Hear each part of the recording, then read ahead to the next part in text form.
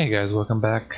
So, we appear to be in another dimension that the food transported us to. So, let's check it out. Along with your taste buds gripping a drumstick in your hand, you float weightlessly. Focus your mind and meditate on this moment. Try to identify every flavor. Savor the moment and everything it tells you about Colonel Sanchez's culinary taste. Swim towards the light? I mean... Let's swim towards the light. Somewhere up ahead, a bright light beckons you.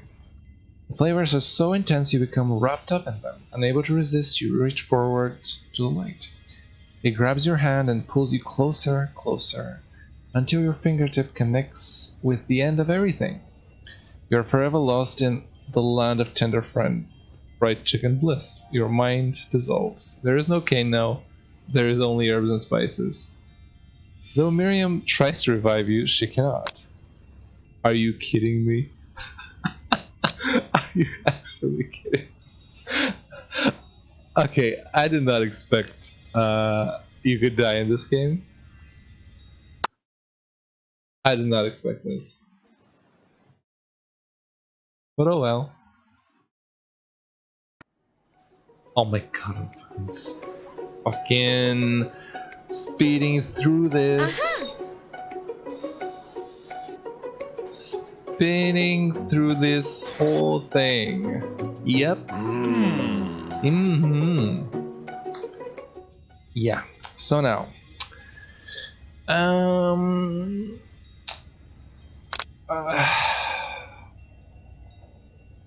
don't want to focus on this because that's kind of what we did.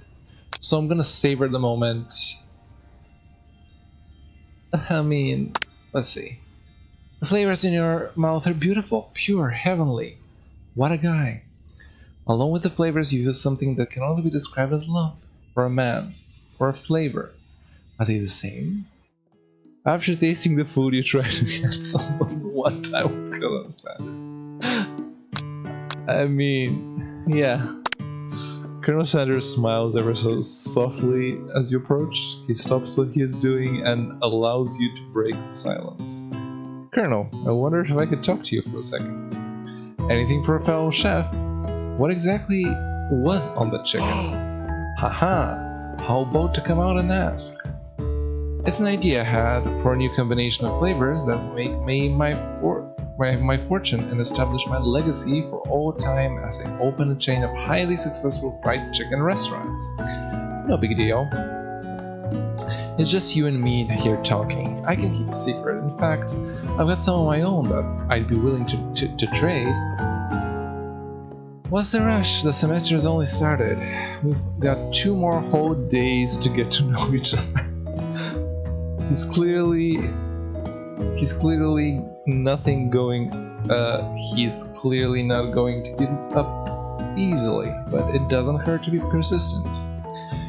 You know what they say about seekers, Colonel? Shouldn't learning be fun? Aww. You've got moxie, I'll give you that. Colonel Sanders looks both ways to make sure you're alone. Then he leans in. You can feel his warm breath as he whispers. Just one ingredient, but you can't tell. Use blank. Okay. It's something my great-grandmother taught me. So they're not even gonna share one of the ingredients with us? Really? Was this like KFC censoring the game? Blank! Wow! I never would have guessed this. In fact, you're not even sure where you'd get some if you searched. While you're wrapped up in that huge revelation, you know that Colonel Sanders has disappeared. While everyone else is still in the cafeteria, you decide to look for him. You find Colonel Sanders outside, standing in the quad. Oh, it's you again. Howdy. Sometimes I like to go outside and look at these school buildings. I think about how my story will continue on after I've graduated. It sounds like you've got big plans. I dare say the biggest. I will leave my mark on this world. You can bet on that. Alone together for the first time, you figure out how the perfect moment to show your personality to him. Nag him to show your own strength. Wow him with a big idea, how to add additional ingredients to really spice things up. Be modest but thoughtful. Was he really interested in our recipes? I don't know. And show your own strength. No. Be modest but thoughtful. I mean, if we're modest, he's not gonna notice us at all, so... let's try. You know, about that, I was thinking about your secret recipe. I don't doubt it. It has a very leaving impression to all who taste it. You decide to show them that you also know a thing or two about blowing minds with new flavors. I actually had some thoughts on how you could improve it. Improve it? You want to change my secret recipe? And you think you can do better? Have you ever heard of habanero peppers? Heard of them? I intend an entire garden of chili pepper varieties. Habanero, poblano, cayenne, but that's not the point. You can't just toss new ingredients into my secret recipe and expect to improve it. The recipe is about balance. It involves careful consideration and refinement. I didn't mean to... Let this be the last time you improvise on my recipes, Ken.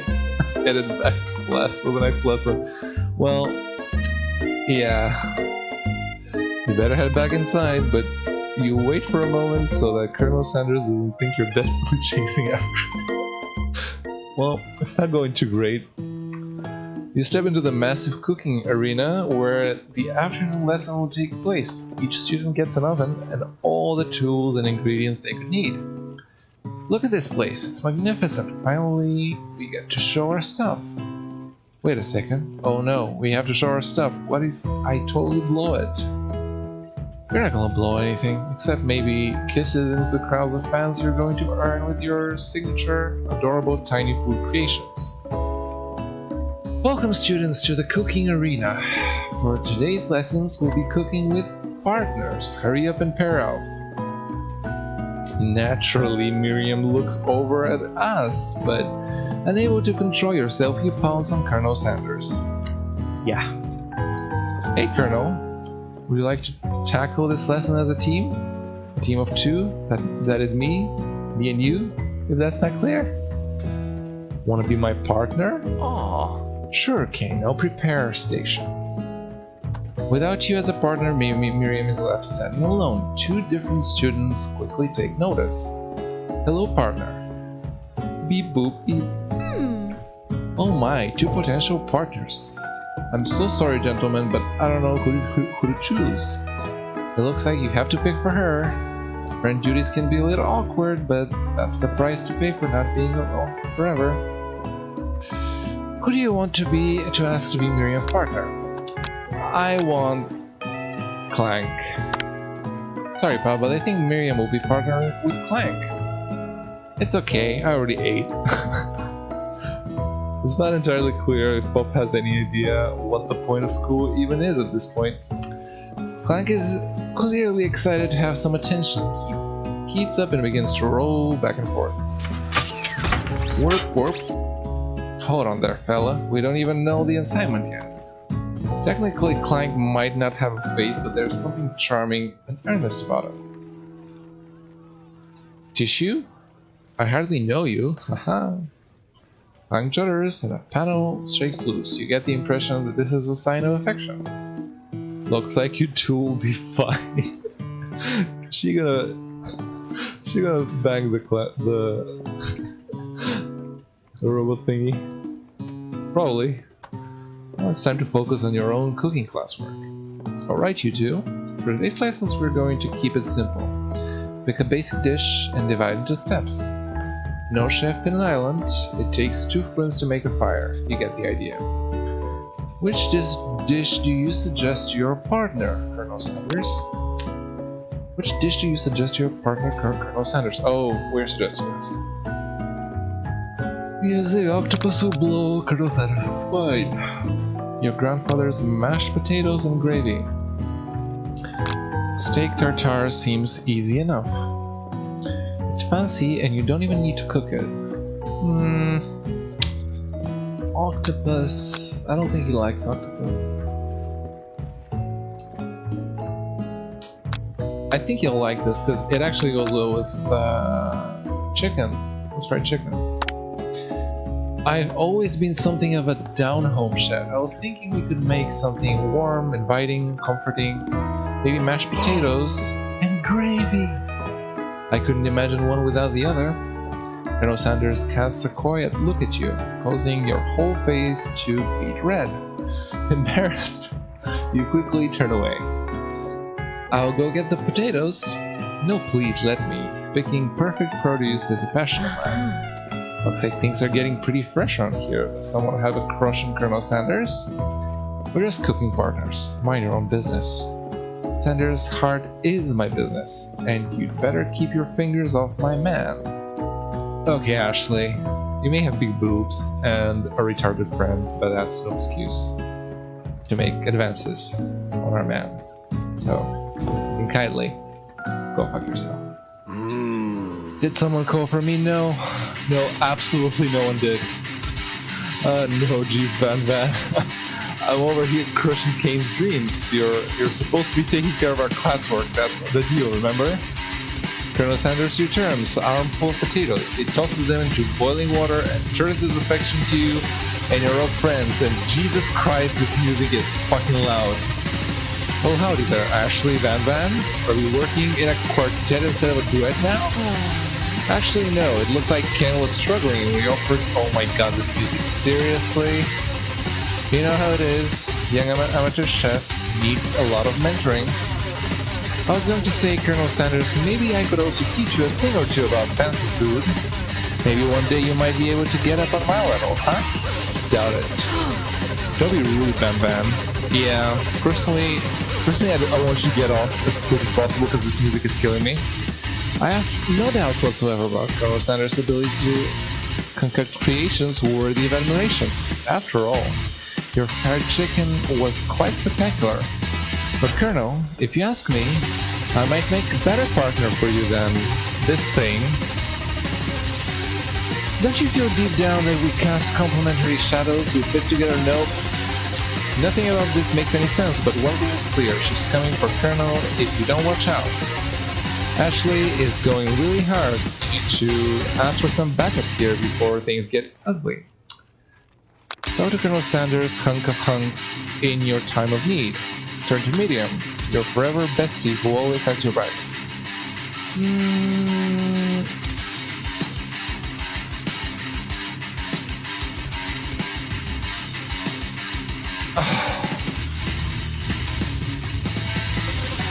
I mean, Miriam might be a better choice, actually. Turn to Miriam, and as soon as you find her, she senses it and looks back. This girl's friend in need raider is second to none. She immediately comes running over. Is someone threatening my friend?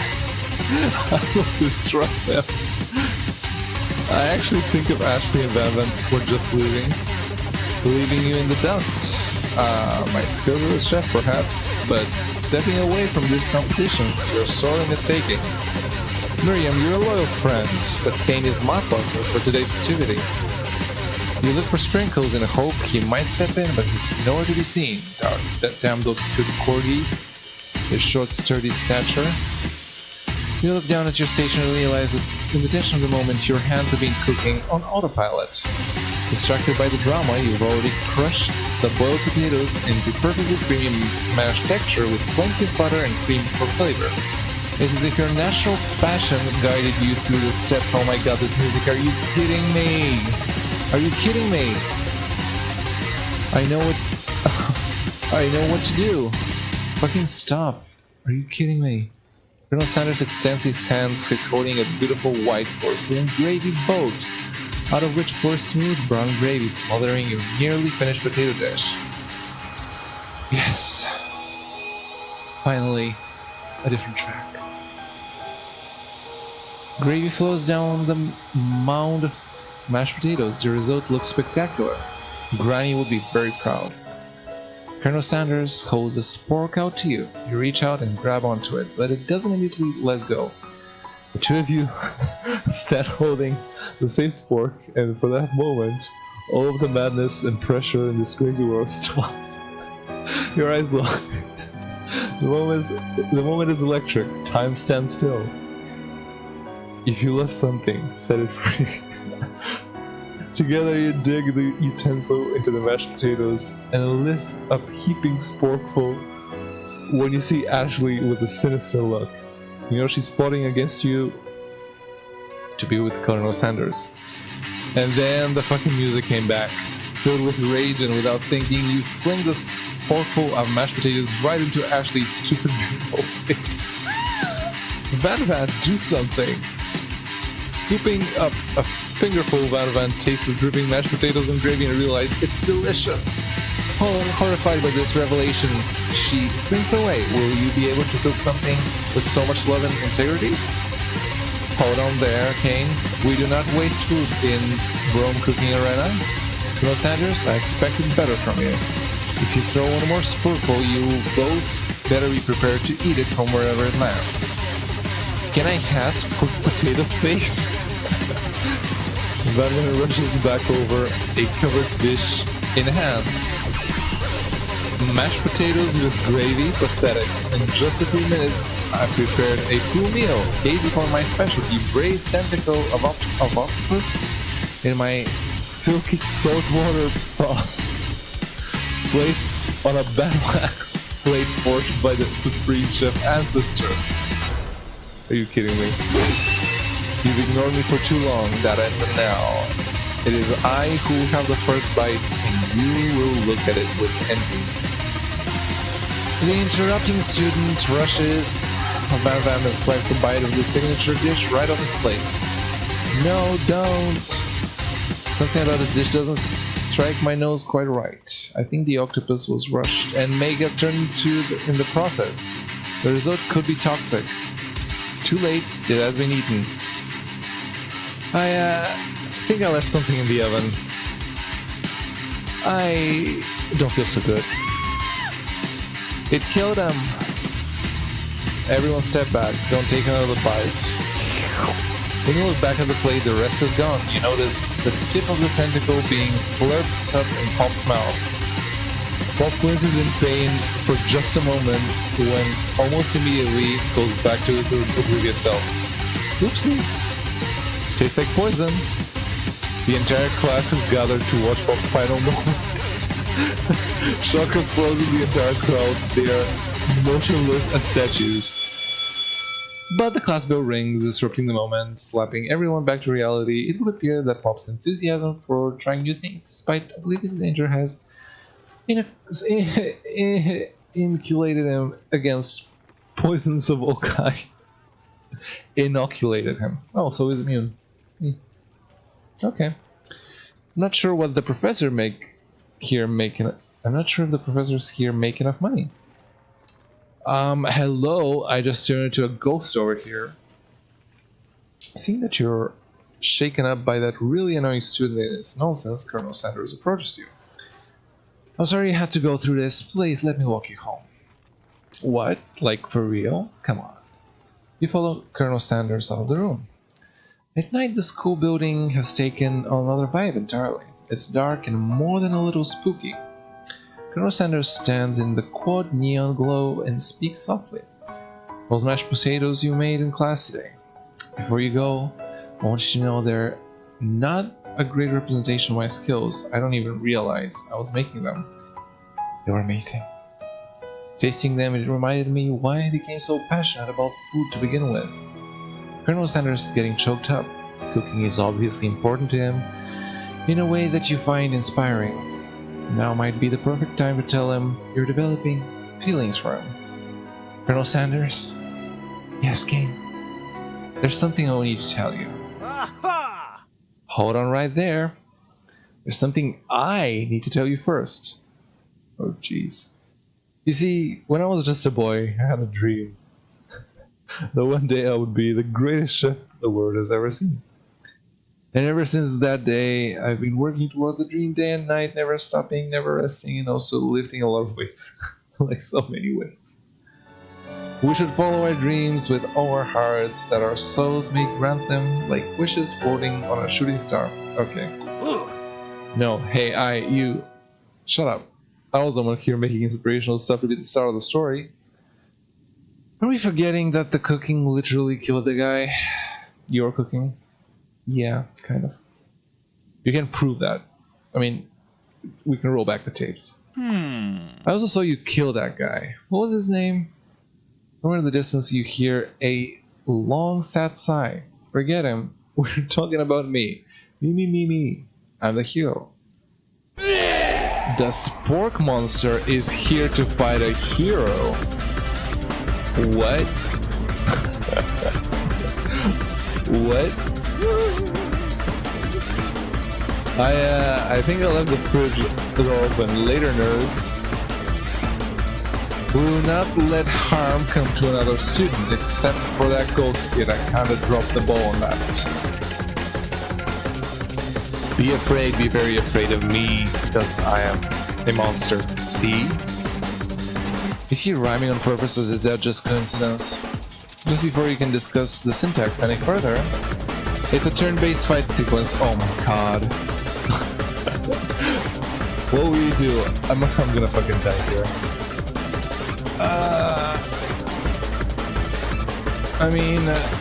I'll attack. You decide to go on the attack. Which attack will you choose? Cook with Love. Cook with Love does 1 damage. Well, still better than nothing. It's just got real.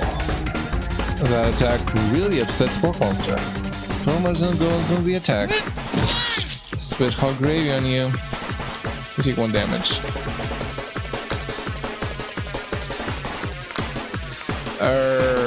Why am I only the only one fighting him? I mean, let's try to defend. Which defense we use? I mean, we have 1. You continue to stay back and endure whatever he comes your way. Seems like a pretty weird strategy, but okay, sure, what do you do? Pokemon focuses their matched mind and draws in energy from Mother Earth itself. They grow larger and more intimidating. How will we respond?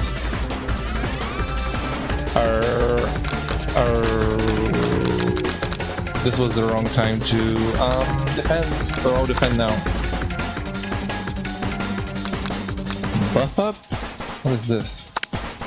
Draw injury into your arms, turning back all the strength to the location of the muscles into super swole when you're ready to take on anything. A Spork Monster is no quitter, buffed up and ready to rumble. They go in the attack once again. 2 damage. If you take much more damage, you're not going to survive the battle. I'm going to attack. Chow down. Chow down does 2 damage. Powerful blow. Oh my god, I'm gonna fucking die. Angelano, I wonder who is going to have to clean that up. Feeling vulnerable, Spork Monster prepares for its ultimate attack, Rounded Edge. Vile villain, your reign of terror stops here. Colonel Sanders summons the energy of 10,000 of 1,000 chickens. Hot 5 Power Punch. Hot 5 Power Punch does 10 damage. Spork Monster is defeated. You saved me. You really did. You could have screwed this up. An injured Spork Monster spews steam into the night. We're gonna finish him. No student will ever walk the quad of fear again. This monster messed with the wrong chef. You ready your final attack? You'll never survive my student death destruction.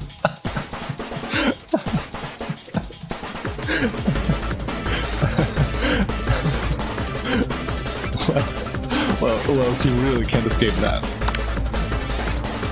Does 10 damage. Spork Monster is completely vaporized. Colonel Sanders looks in awe. You continue to surprise me, King. The defeated monster left behind a special item. It appears to be a cookbook, but upon closer inspection it's so much more. It's a book of magic spells with a golden chicken on the cover. You open the cover and find a library card tucked inside. The last name to have signed it to is Borko. Borko. That name sounds strangely familiar. Same. Your blood is pumping as you stand in quiet of the night holding the mysterious book in your hands. As you come down from your battle buzz, you realize that your final attack has left you completely depleted. The world around you is beginning to fade away. I'm gonna fucking die. Without any energy to keep your eyes open, darkness overtakes you. I'm gonna go fucking... No. The image of Colonel Sanders flashes before you as your eyes close and you fall asleep. He must have helped you home. In your tired state, you don't know how you could have made it without him. What a guy. You want to thank him, but you don't have the strength to utter a single word. You feel your covers being pulled up over you as you're tucked in tightly. Good night, my Colonel. In your dream, you're together with Colonel Sanders. For some reason, Sprinkles is also there, instructing your love dreams. Instructing your love dreams are weird. Wow. You awake on day 2 and attempt to process the wild visions you had. Were they memories or premonitions? And then there was that secret ingredient that Colonel Sanders went ahead and told you outright? Not much of a secret, huh? It's probably just because he already trusts you so much. Sure, well, that makes sense. We'll go with that. You meet up with your bestie in front of the school. Well, guys, I think that's enough for this part. I am really digging this game, and I'll definitely finish it. Probably next time. It's a quick game. I'm pretty sure I'm gonna finish it next time. If that, maybe the time after that. But yeah, really fun game. Thank you for tuning in, and I'll see you next time. Take care.